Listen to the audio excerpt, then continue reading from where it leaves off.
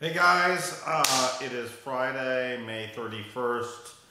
Trump is now indicted. He's convicted. He's a convicted felon now. In other news, Bitcoin's at 67,000. And in this episode, I'm going to want to focus on these two groups, Group A and Group B. I made a tweet about this, and I really think it's kind of relevant to sort of understanding potentially the election. So let me just quickly go into that. It's not going to be a long video. Right, so let me view slides here. Slideshow. Okay, so basically, I'm looking at the world as sort of Group A and Group B. And Group A are people who own their own home and who have some stocks, right? So it tends to be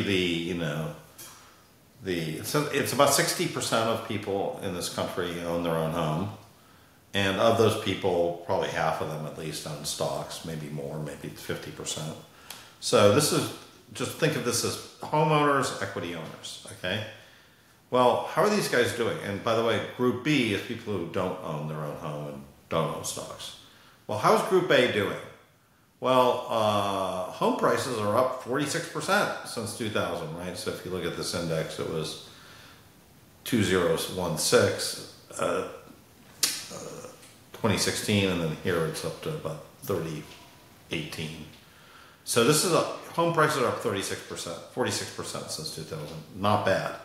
S&P is up 66% since 2000. That's much better. Now, if your home is worth more than $1 million and you sell it, you're going to pay tax on it. If you bought the S&P and you've just been holding it and you will actually want to cash in on that, you have to pay tax on that as well. So a lot of this is sort of, people see these numbers, but it's not that the after-tax number is less, right? Now, prices are up 25 to 30%, right? That's where prices are. And wages are also up about 20%, since the pandemic. So where does this put us, everybody? Well, in real terms, Group A is up about 30%, on a pre-tax basis. Group B is down 5%. So they're not catching up to inflation.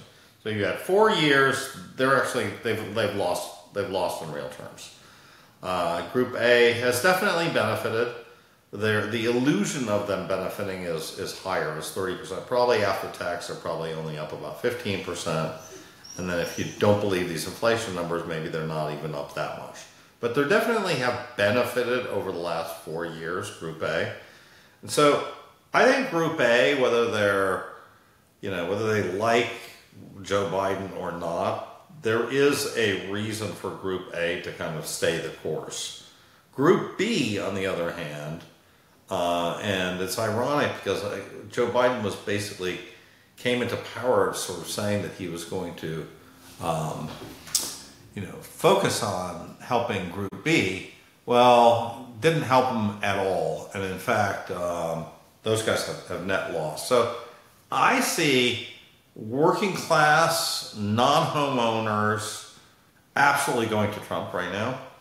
I think that there's quite a few people who have done okay since this pandemic, right? That's surprising, but a lot of people have done well on the value of their portfolios, right?